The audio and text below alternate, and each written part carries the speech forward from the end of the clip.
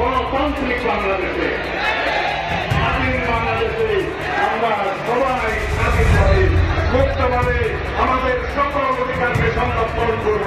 নিজ এলাকায় গিয়ে সংবর্ধনা নিয়েছেন বিএনপির স্থায়ী কমিটির সদস্য সালাউদ্দিন আহমেদ। এমন ভিডিও এবং কিছু ছবি ছড়িয়ে পড়ে সামাজিক যোগাযোগ মাধ্যমে।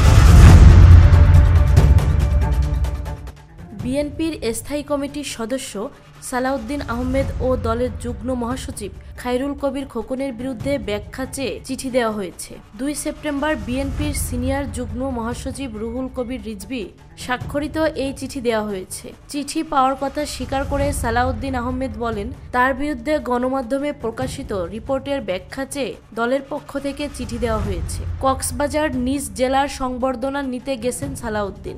এ নিয়ে দলের মধ্যে ব্যাপক সমালোচনার মধ্যে পড়েন বিএনপির এই নেতা, যা নিয়ে ব্যাখ্যা দিতে সম্প্রতি গুলশান নিজ বাসভবনে সংবাদ সম্মেলন ডাকেন সালাউদ্দিন আহমেদ। সেখানে তিনি বলেন, অনিচ্ছাকৃত এই ভুলের জন্য আমি দেশবাসীর কাছে ক্ষমা ও দুঃখ প্রকাশ করছি। নামার পরে কিছু গাড়ি দেখেছি ভিতরে, তা আমাদের নেতাকর্মীরা বলেছেন যে এইটাতে ওঠেন, এই গাড়িতে আমি উঠেছি।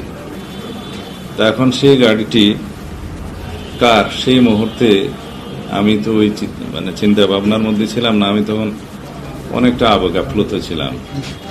তখন আমার মনের অবস্থা ছিল না যে আমি কোন গাড়িতে কার গাড়িতে উঠছি ইত্যাদি খোঁজ নেওয়ার।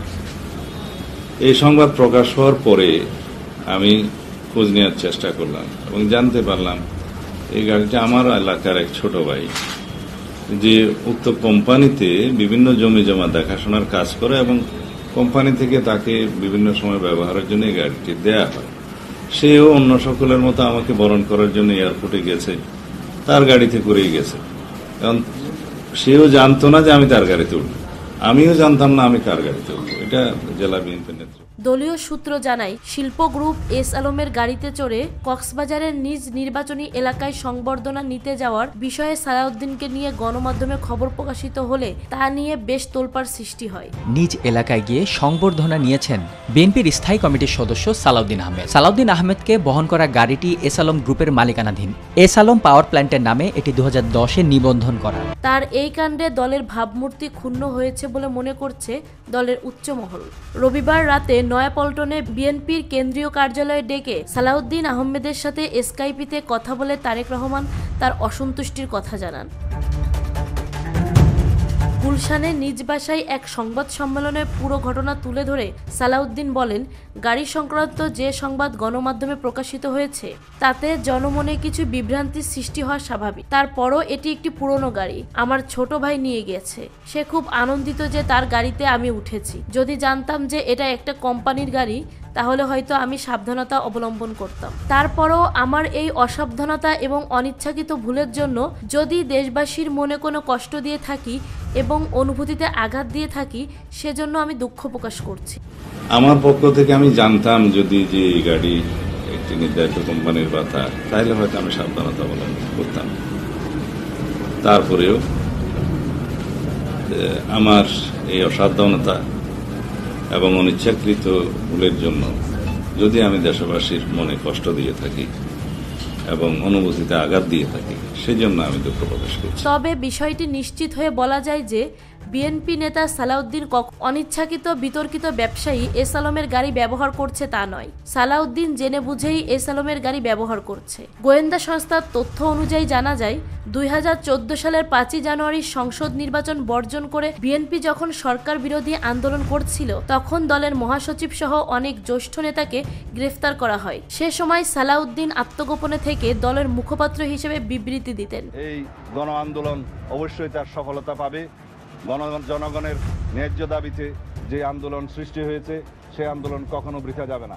আমি পুনর্বার আহ্বান জানাবো, সারা দেশের যে সমস্ত নেতাকর্মী এই আন্দোলনে অ্যারেস্ট হয়েছে, যাদের উপরে হামলা করা হয়েছে, মামলা দেওয়া হয়েছে, তাদের সবাইকে নিঃশর্ত মুক্তি দিন। জানা যায়, যে বাড়িতে থেকে সালাউদ্দিন বিবৃতি দিতেন সেই বাড়িটি ছিল এস আলমের। এরপর 2015 সালের 10 মার্চ রাজধানীর উত্তরায় এস আলমের বাসা থেকে র্যাব তাকে গ্রেপ্তার করে নিয়ে যায়।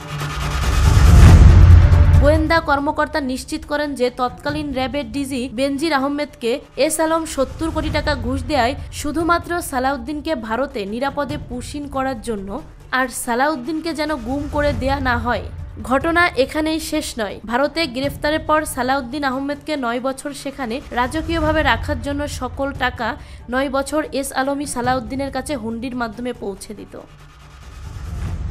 এস আলমের সাথে বিএনপি নেতা সালাউদ্দিনের রয়েছে পুরো ব্যবসায়িক সখ্যতা। সালাউদ্দিন আহমেদ 2001 সাল থেকে 6 সাল পর্যন্ত যোগাযোগ প্রতিমন্ত্রী থাকার সময়ে শত শত কোটি টাকা দুর্নীতির মাধ্যমে আয় করে। সেই টাকা এস আলমের মতো ব্যবসায়ীদের কাছে দিয়ে এস আলমের ব্যবসায় বিনিয়োগ করে এই সালাউদ্দিন। ধারণা করা হয় এস আলমের কাছে প্রায় 500 কোটি টাকা পায় বিএনপি নেতা সালাউদ্দিন। বিগত 15 বছর আওয়ামী দুঃশাসনের সময় বিএনপিকে ধ্বংসের জন্য এস আলম শেখ হাসিনার সরকারকে আর্থিকভাবে যত সহযোগিতাই করুক না কেন, বিএনপি কখনো ক্ষমতায় গেলে সালাউদ্দিন আহমেদ এস আলমকে বাঁচাবে, এই শর্ত ছিল এস আলম এবং সালাউদ্দিনের সাথে। স্বৈরাচার শেখ হাসিনা পতনের পর গত 11ই আগস্ট দেশে ফিরে সালাউদ্দিন আহমেদ শাহজালাল বিমানবন্দর থেকে সংবর্ধনা নিতে যে গাড়িটি ব্যবহার করেছেন সেই গাড়িটিই ছিল এস আলমের দেয়া।